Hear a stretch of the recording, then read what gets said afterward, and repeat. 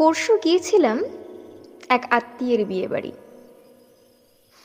বিয়েবাড়ি মানেই তো বুঝছেন, সেখানে আমার মতো অবিবাহিতদের প্রবেশ কয়েকটা শর্ত সাপেক্ষে হয়ে থাকে। যেমন যেমন হচ্ছে,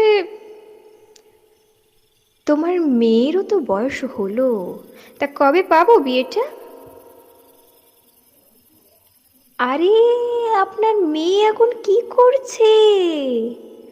আচ্ছা আচ্ছা, তাহলে বিয়ের ব্যাপারে কিছু ভেবেছেন তো? আবার এটাও থাকে, আমার এক দূরের সম্পর্কের বৌদির চায়ের বোনের একমাত্র ভালো ছেলে, রোজগারও ভালো, ওর সাথে বেশ মানাবে তোমার মেয়েকে। শুনে শুনে কানের 104 ডিগ্রি জ্বরের সংকেত। তাদেরকে কোনো রকম উপেক্ষা করে একটু হেঁটে গিয়ে দেখি, সামনে ফুচকা স্টলের ঠিক পাশে দাঁড়িয়ে ফুচকার দুর্দশা করতে ব্যস্ত দুই কাকিমা। আমিও খাবো বলেই এগোলাম।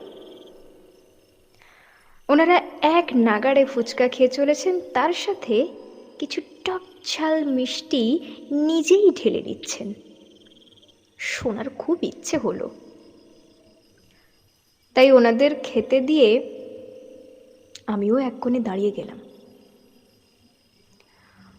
ওনাদের মূল সমালোচনার বিষয়বস্তু দুর্ভাগ্যক্রমে আবারও কারোর বিয়ের প্রসঙ্গ। প্রথম কাকিমা বলছেন, যা বলেছিস, কাকুলি নিজের ছেলেকে জব্দ করে রাখতে পারল না। ছেলেটা একেবারে উচ্ছন্নে গেছে। দেখ, কেমন এখানেও একটা ছেলেকে নিয়ে ঘুরে বেড়াচ্ছে, লজ্জা শরম তো গিলে খেয়েছে। এই বলেই মুখে পড়লেন বেশ বড় সাইজের ফুচকা। দ্বিতীয় জন আবার তাতে টক ঝালের মাত্রা সঠিক রাখতে বলে উঠলেন, হ্যাঁ, তা হবে না, কাকলি নিজেই তো চাকরি চাকরি করেই মরল। একবারও কি ঘরের দিকে বা ছেলেটার দিকে নজর দিয়েছে? অল্প বয়সে তো স্বামীকেও ছেড়ে দিল, কারণ নাকি মদ খেয়ে ওই একটু একটু মারধরটাই করতো। কি এমন দোষ যে তাকে ছেড়ে দিতে হবে? দারুণ সুগন্ধি ছড়িয়ে কেউ পেরিয়ে গেল আমার সাইড থেকে। ছেলেটার পিঠ আমার মুখের দিকে থাকাতে আমি তার মুখ দেখতে পেলাম না, তবে পরনে লাল জ্যাকেট আর ব্ল্যাক জিন্স, সাথে সাদা জমকালো টি শার্ট। তার সঙ্গে আরেকটি ছেলে, কিন্তু তার পরিধান ঠিক লক্ষ্য করা হলো না। প্রথম ছেলেটি ওই কাকিমার দিকে এক নজর তাকিয়ে কি যেন বিড়বিড় করতে চলে এলো। পরে ওই প্রথম কাকিমা বললেন, দেখেছ সাহেবি চাল, এমন তাকাচ্ছে যেন আমরা ভুল কিছু বলছি। উনি করতে পারেন, আমরা ওনার গুণগান করতেও পারবো না। তারপর দেখলাম ওনাদের ফুচকার স্বাদ ফিকে হয়ে এলো এক মহিলাকে আসতে দেখে। মহিলার কটাক্ষ দৃষ্টিতে তাদের দিকে একবার চেয়ে দেখলেন। পরক্ষণেই কিছু বলতে যাবেন, তার আগেই ওই লাল জ্যাকেট পরা ছেলেটি এসে বলল, মা, তুমি খেতে যাবে না? তোমার ওষুধ খাওয়ার সময় হচ্ছে যে, খেয়ে এসো, আমি অপেক্ষা করছি।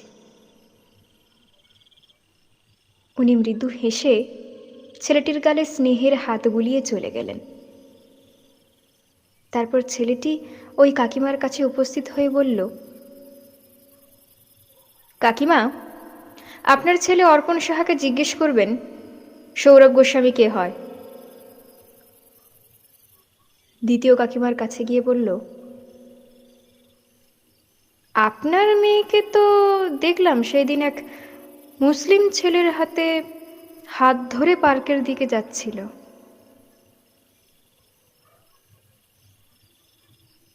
তারপর তারা বেশি কথা না বলে মুখ বেঁকিয়ে চলে গেলেন। তারপর ছেলেটি আমার পাশে এসে দাঁড়াতে মিষ্টি হাসি নিজেই নিয়ে বলল, দিদি, আমি তোমাকে অনেকক্ষণ ধরে লক্ষ্য করছিলাম। তুমিও কাকিমাদের খুব মন দিয়ে শুনছিলে, তাই না? এবার আমি একটু বেকায়দায় পড়লাম।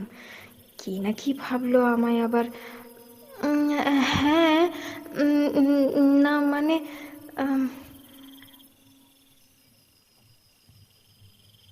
সংকোচবোধের কিছু নেই দিদি। তুমি চাইলেই ওদের সাথে মিশে আরও গল্প জুড়ে দিতে পারতে, কিন্তু তা করোনি। তাই নিজেই এগিয়ে এলাম তোমার কাছে। তোমাকে আগে আমি নিজের ব্যাপারে বলি একটু। অধীর আগ্রহে শুনতে শুরু করলাম তাকে। ছেলেটির কথা ঠিক এইভাবেই ছিল। দিদি, আমার নাম সৌরভ। জন্মগত পুরুষ আমি, কিন্তু আমি একজন সমকামী। তাই সমাজ আমাকে অনেকে অনেকে বলে ছক্কা, লেডিজ হোমো ইত্যাদি ইত্যাদি। যদিও এই নামগুলোতে আমি ভীষণ অভ্যস্ত এখন। পরিবার, আত্মীয় পরিজন, বন্ধুবান্ধব ও সমাজের কাছে তাই অসুস্থ আমি। এই অসুস্থগ্রস্ত জীবন নিয়ে পুরুষ খুঁজে এদিক ওদিক কারোর থেকে যদি একটু একটু ভালোবাসার সংকেত খুঁজে পাই।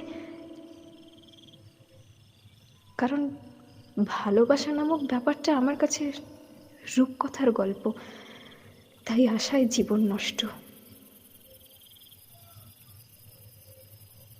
ওই এক কাকিমার ছেলে আমার কোম্পানিতে আমার জুনিয়র, আর দ্বিতীয় কাকিমার মেয়ে এক ভিন্ন জাতের ছেলেকে ভালোবাসে। দুজনেরই সাথে আমার ভালো পরিচয়। আমি মেয়েটির ভালোবাসা বা ছেলেটির চাকরি নিয়ে কাউকে কটূক্তি করতে চাই না, কিন্তু এদের স্বভাবের পরিবর্তন ঘটানোর প্রয়াস মাত্র। এরা নিজেদের ছেলে মেয়েদের দিকে নজর না দিয়ে বাকি রাজ্যের ছেলে মেয়েদের দায়িত্ব তুলে বসে আছেন।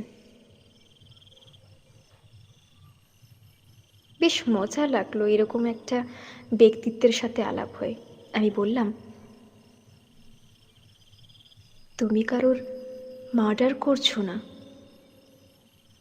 ভালোবেসেছ। এবং আমি মনে করি ভালোবাসা জাতি, ধর্ম, বর্ণ, লিঙ্গ নির্বিশেষে বাসা যায়।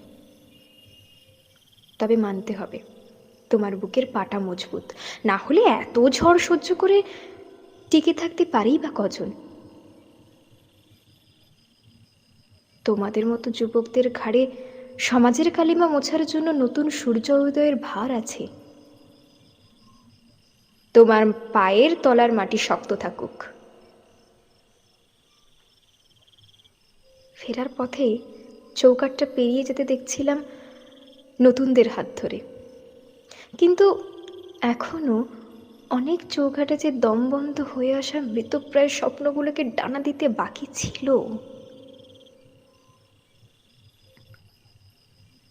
ভারতীয় সংবিধানে ৩৭৭ ধারার হদিশ না পাওয়া গেলেও এই সমাজের মানুষের দৃষ্টিভঙ্গিতে তার স্থায়িত্ব খুব সহজেই দেখতে পেলাম।